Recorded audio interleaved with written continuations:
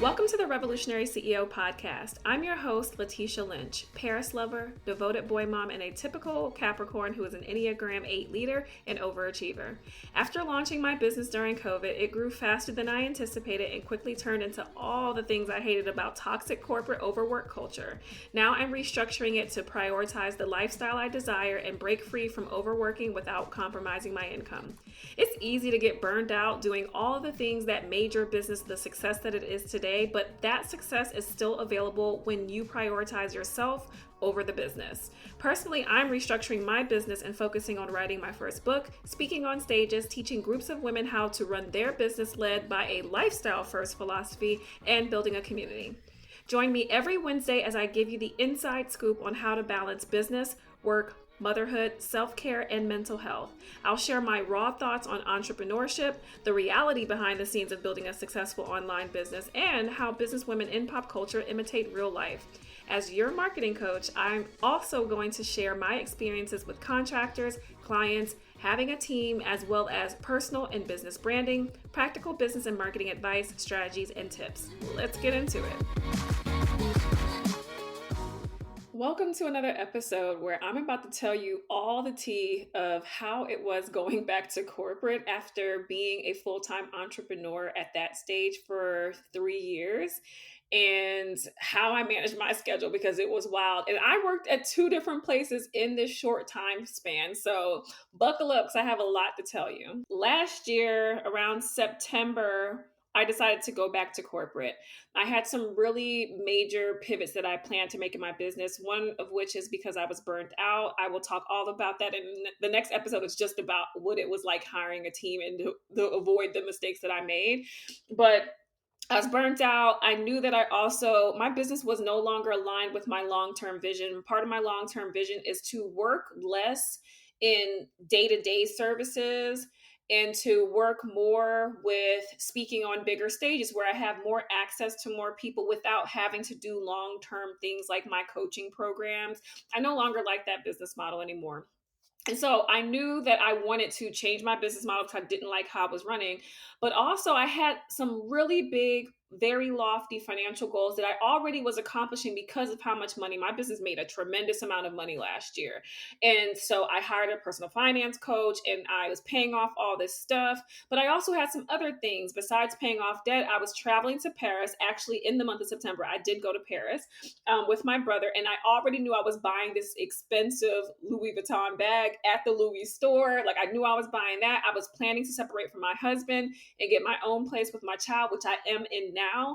And I was starting to want to invest into like stocks and think about my future. So I needed to get a job so that I could take the time that I needed to reset my business without stress. And you know how it is when you say you want to make a big change in your business and you know you're going to have to take a financial hit. Usually you do a bunch of stuff in your business to prevent that, right? So you still overwork, or if you have a partner, in the case of me at the time, I technically still was with my partner. So it's like I wasn't really too stressed. Like I didn't have to pay the mortgage, but at the same time, you think, man, if I don't make X amount of money in my business, what am I going to do with my finances? What am I going to do? So I wanted to maintain my lifestyle. And to me, it was important to maintain my lifestyle without continuing to put stress on the business. And so anyway, one of the biggest reasons though, that I had to maintain income, didn't matter where the income was coming from, whether it was the business or a job, is because I had people working for me. I had a team. So my mom had been working for me since March of 2021. And so September 2022, she had been there for almost 2 years. And then I had an OBM who had been with me at that point since February of 2022. So she was there for 7 months. So it was very important for me not to let these people down who depended on me, and I depended on them tremendously in the business. So I decided to go back to corporate. And oddly enough, the same month that I was thinking like, I really need to figure out like a job situation while I can do this business stuff, an old coworker of mine reached out. I used to run the marketing for 4 mall properties here in Georgia, and they had a huge layoff, and they laid off my entire department. My boss's level and my level got laid off. I was a field marketing manager. And this guy was one of the managers at one of the directors of the mall for one of the properties, and he reached out to me and said, "Hey, we need a marketing director." I wanted to, that was one of the titles that I was really aiming for when I was working in corporate, and I really didn't get an opportunity to be anybody's marketing director officially. And so this was like a big deal. And like when something happens like this out of nowhere, you're like, the universe is telling me that I made the right choice. So in my mind, the universe was telling me this is the right choice to go back to corporate, and here is your opportunity. And it paid really, really well. Like I was making good money. So I was like, okay, I was almost at six figures. This was perfect. So that was my decision. I decided to go back. One of the first things I want to talk about in this episode to help you, if you're trying to think, should I go back to corporate? Because Letitia was able to do it, and you saw I was holding that shit down for a couple of like for almost a year. I'll tell you how I had to rearrange my business schedule to allow me to work in corporate and still maintain the business. Because this is one of the first things that I had to do was rearrange my business's schedule to align with me having to be at work between the hours of 9 to 5. So I decided that whatever offers I will be doing will have to happen in the evening. I still had people in Revolutionary Brand. So my calls were typically on Wednesdays. It went from Wednesdays at like noon or 10 or 11 a.m. to Wednesdays at like 5:30 p.m. Then I had to arrange what other offers I was planning to do. This is when I started thinking about doing the membership, because I had already made some plans for the membership. So the membership was launching this month to a private group and opening to the public in October. I knew that I was going to be going back to corporate. So the schedule for the calls in the membership were only on Tuesdays, and they were between 6 and 8 p.m. The reason I chose 5:30 or 6 p.m. is because I know that I pick Liam up at 3 o'clock every single day from school. And that allowed me a window of time to give him attention before I had to get back to work. It allowed me time to get home and maybe prep for my calls and still be able to handle my clients, whatever it is that I needed to do.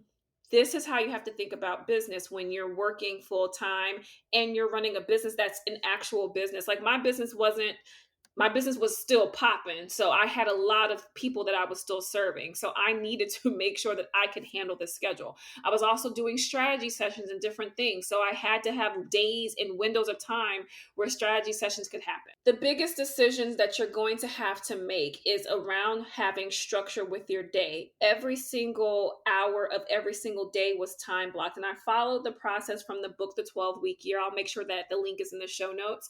This is something that I always talk about. I even have a 12-week year planner that I created inside of Notion that's going to be launching in my shop when I relaunch the shop in August of 2023.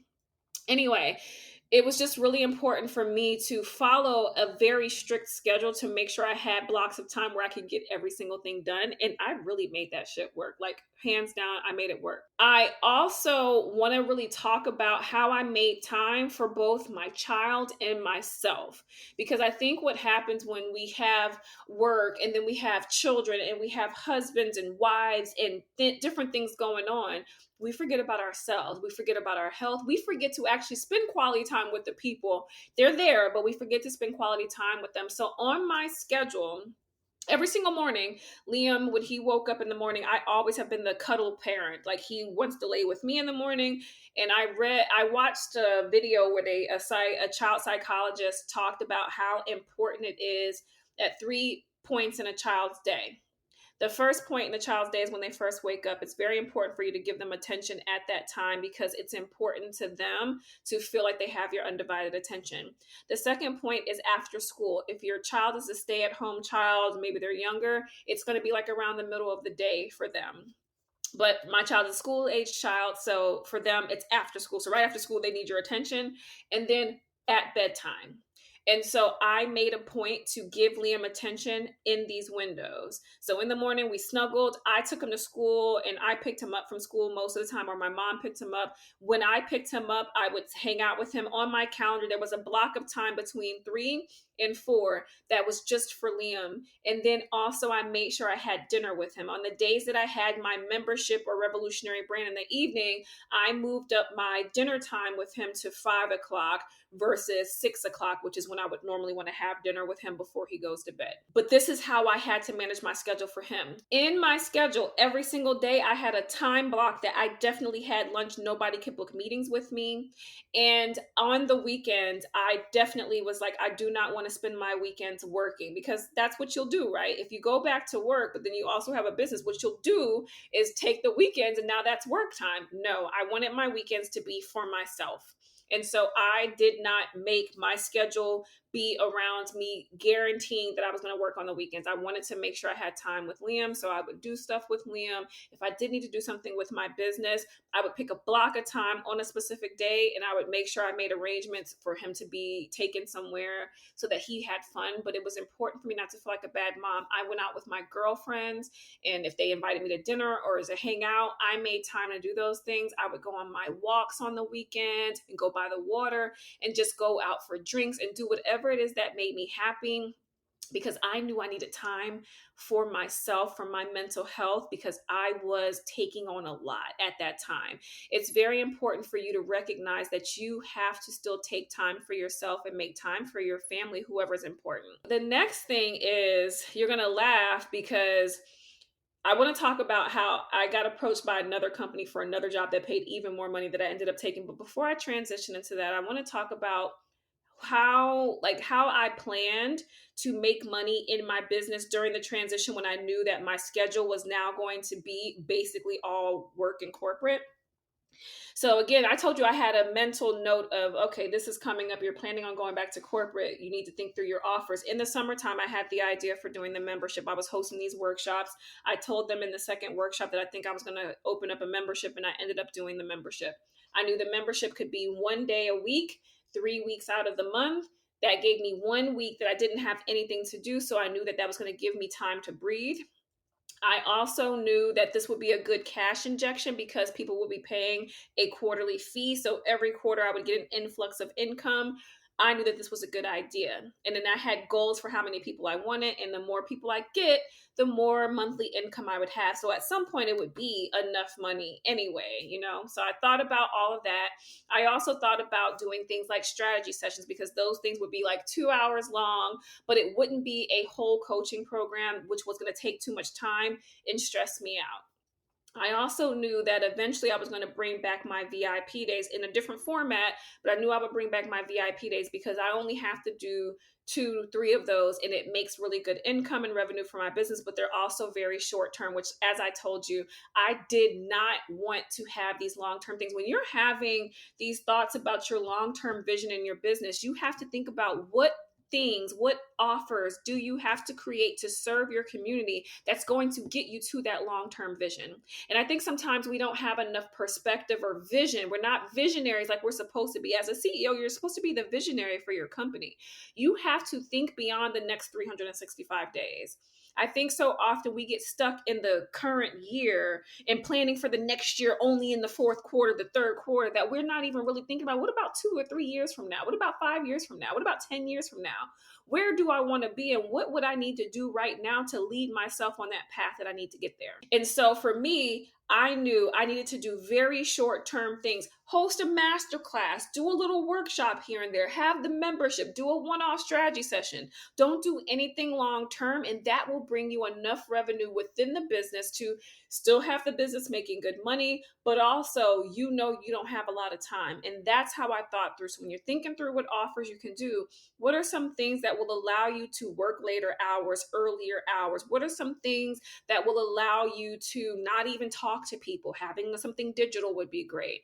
Think about those things and make them happen. So I told you, I got approached by another old coworker. I had a really good reputation for doing marketing work back in the day, so when I was in corporate. So another old coworker reached out and said that they were looking for a VP of marketing at this startup company. I interviewed, I get the job. It pays my six-figure. It was paying the salary that I was paying myself actually in my business, and it was my goal salary. So it was paying my goal salary. I had stock options. I was like, this is a dream come true. And I started that in January. So I left the other job after only being there since September, really October. But I left the other job. The other person was perfectly fine. The thing about working in marketing is it's an industry in corporate where you get laid off very easily. And so so the reason they hired me was because they were going to do a development project, and then all of a sudden the development project didn't get approved, and I was like, they're going to end up laying me off. So it was like, again, I felt like the universe was saying, here you go, here's another opportunity, because this one was probably not going to work out. So I was excited about getting that second opportunity, and it paid even more, and it had more flexibility. When I interviewed, she was telling me how, oh, she loves that I have a business, and oh, if Tuesdays is membership day, I have a person who does volunteer work on Thursdays, and he doesn't even come in the office on Thursdays. We have an office in person, but you can work 100% remote if you want to. So I was thinking I hit the friggin' jackpot. And so this was the perfect opportunity for me to start segueing into bringing back the VIP days and doing some of my coaching stuff a little bit more, because I felt like this was a job that gave me more flexibility. She lied because she ended up laying me off, and she kept making comments about how she's happy I have my business to fall back on. It was a whole thing. I'll have a whole episode just on this layoff and how you should be careful about the level of transparency you give when you do go into corporate. This episode is brought to you by Revolutionary Society. Revolutionary Society is a dynamic quarterly membership community tailored for ambitious female entrepreneurs seeking holistic business growth and transformative marketing strategies. As a member, you'll tap into expert guidance and comprehensive resources, masterclasses, workshops, and Q&As covering marketing mastery, productivity, business operations, work-life harmony, personal development, and more. Immerse yourself in a nurturing, diverse community of driven women, all collaborating and supporting one another on their entrepreneurial journey. Visit revolutionarysociety.com to learn more and to join. Actually, I'm going to tell you guys this now. I don't want to have to do another episode just about that. So, I worked for this company, and she was praising me and telling me how great I was. But toward the end, when she was laying me off, she just said, we didn't hit our quarterly sales goals. And I was thinking, a lot of you feel this way about marketing too. Marketing isn't your sales team. It's your lead generation team. So when she was telling me she didn't hit the sales goal, I was like, yeah, that salesperson needs to step their game up. But she was like, yes, I'm going to have to let you go. I was like, what? And some of the comments that she made that made me realize that you got to be really careful when you go back to corporate. A lot of you are nervous about what to post on social media when you go back into corporate. And I used to always say, it shouldn't be a big deal. If you're the same person at work and the same person online, and, it's something separate. But I think me being a VP level, it didn't look as good as it would have looked if I was just a marketing manager. But I had coworkers who kept checking my LinkedIn profile and making comments to the CEO about how much I post about my business on my LinkedIn, but never about their company. And she didn't actually say anything to me. Another person said something to me. So I thought it was weird that the person who was my boss, which was the CEO, wasn't coming to me. But, it started making me feel like I can't post about my business. And LinkedIn was a channel that I wanted to start leveraging more for my business. So it was really hard for me to understand.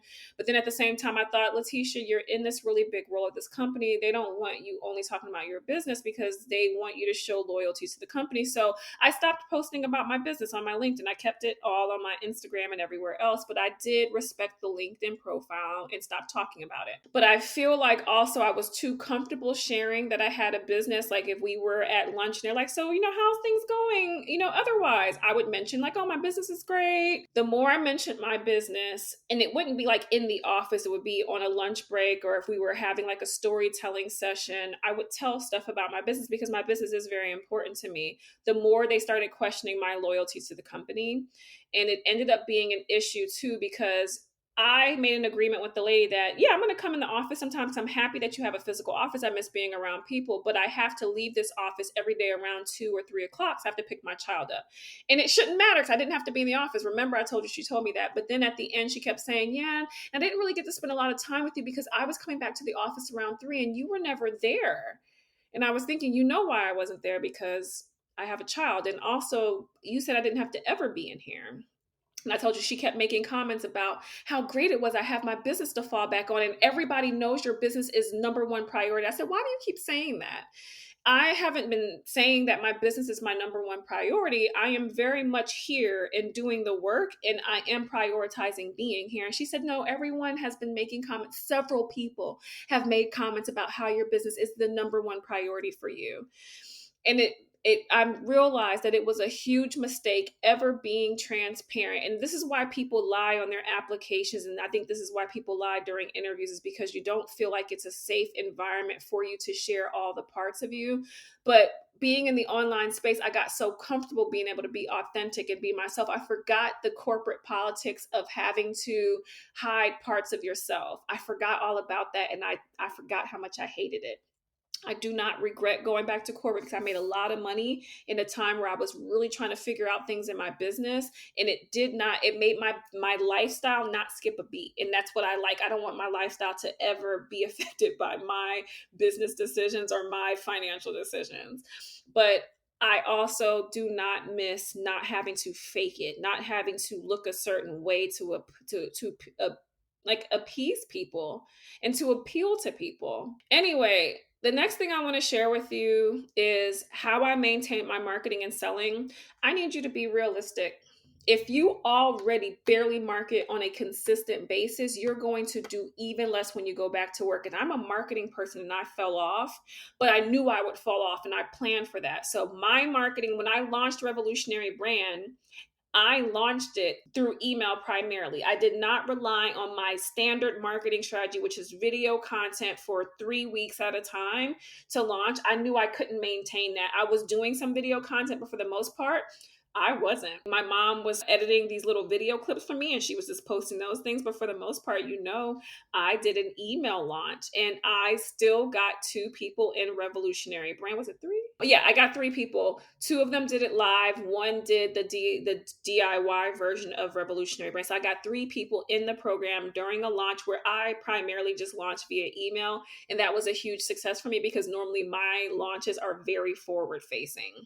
So I was very happy with that, but I knew that it was going to be hard for me to show up on social. And the thing about marketing is, however you decide to do it, whatever strategy you go for, you have to see that strategy through. I wrote out 16 emails because I had pre-launch, launch emails, and then post-launch emails. I sent out like 16 plus emails.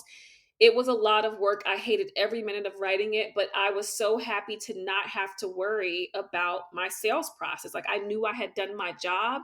I knew I was going to be in DMs and I made time for that stuff, but I did not have the pressure of having to show up on social media. And I really had a hard time doing it. I think what you guys would want to hear from me is, how did I feel doing all this? Like, how was I feeling working all the time and then having the business and then trying to maintain my life? I can honestly say that while I was tired, I think that I did enough preparation where I actually felt good the entire time.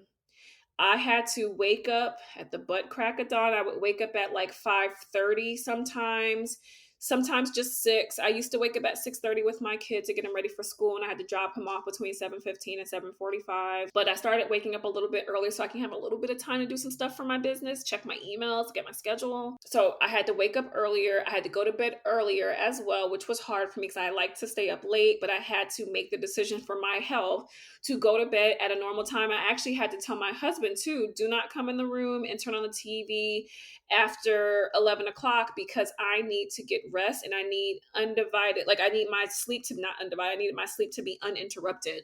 And I needed him to take my child to the bathroom because we used to take him to the bathroom at midnight. And I said, I need you to do this stuff. And I delegated. I told my mom that I wanted my child to be happy, and my husband and my life is just really busy right now. So I needed her to pick my child up from school every day, just about, and play with him and entertain him and make him feel loved and having attention, because I knew that I wasn't going to be able to do that as many days as I wanted to. I told my job that I have a child in both jobs. I told them that I have a child and it's important for me to pick my child up every single day from school because that is one of my jobs. And so most of the time I was leaving work at 2 to get to my side of town and to pick my child up every single day and be home with them. And then the rest of the hours between, 3:15 and 5, I was on the clock, but remotely, and all of the companies accepted it. Now that last one didn't accept it very long, but they still accepted it. And I worked for them for 6 months. They didn't lay me off until, I worked for them for like 4.5, 5 months. But for those 5 months, I left every single day at 2 that I went into the office. I only went to that one a couple of days a week. I felt like I missed how I had been marketing in my business before. I felt like I had a closer connection with my audience and my community. But I also knew that I was doing the best that I could, and I was happy with what my best looked like at that time. You need to be happy with what your best is. So tips if you want to run your business while going back to a corporate job is, first, have an exit plan. How long do you plan to work? Know that timeline so that you can have set into your mind what your deadline is for whatever accomplishments you need to make in your business to get to a place where you don't feel like you need that job. How long do you plan to work? What financial milestones are you trying to hit before you go back to being full-time in your business? What business milestones are you looking to hit as well? And then create a project roadmap with all the goals and what needs to be done for you to get there. The second thing is set clear boundaries. Boundaries for sleep, boundaries for communication, boundaries for your time, boundaries with your clients, boundaries with your schedule, boundaries with your project timelines. Set clear boundaries with everyone in every aspect. Boundaries at that job. Don't y'all email me on the weekends. That is my time. You know, the thing about going back to corporate when you technically don't need to be there is you have the balls to say, not okay with that. No, I need to leave at 2. I don't care what y'all say. I'm leaving at this time. Take it or leave it. And they will take it. Ask for support and help. I told you I asked my husband for help and I just basically started delegating it to him. I asked my mom for help. I asked for help when I needed the help. I delegated more things to my mom in the business. I delegated more things to my OBM in the business, and I accepted that help because I knew that I couldn't do it on my own. You cannot do it on your own. You cannot, as a woman and a partner and a wife and a mother and a sister and an aunt and a human being, do all of that on your own. Trust someone, anyone to help you. Take care of yourself. Go for the walks. Go and eat lunch. Get outside. Stand up. Don't get back into a corporate office and sit on your ass the whole day. It's not good for your health. Get sleep. Go to bed sooner if you want to wake up earlier or you have to wake up earlier for that commute. Make sure you enjoy your weekends. Don't just make them work days because now you don't have as many work hours. And give yourself grace. You can't do all the exact same things the way that you were doing it when you were 100% full-time in your business. And that's okay because you don't need to. It's okay. I hope this episode really helped you see what it was like, the real of what it's like going back to corporate. At the end of the day, I think it was a fantastic decision. I made so much money that didn't have to come from my business. I was able to create my offers the way that I wanted to, and now I'm happier than ever in my business, 100% happier than I have been in a long time in my business because of the time that I took to restructure it and bring it back how I saw fit. It was very easy for me to go back to being full-time in my business, and I missed it. If you guys want to know the real feelings, I missed having control over my time. I hated having to be somewhere specific and having to socialize when I didn't feel like socializing and having to get on the road. That commute, I forgot what it's like to commute. I did get to listen to a lot of books and my podcasts that I like, but I could do that shit at home. I missed being able to control my entire schedule for my day. I like that if my kid's randomly sick or just doesn't want to go home to school or doesn't want to go to camp, that I can just stay with him and hang out with him on that day or go to lunch in the middle of the day. And I don't have to talk and tell people where I'm going or what I'm doing or why I'm doing it. We have a luxury of being a business owner and getting to control ourselves and our lives.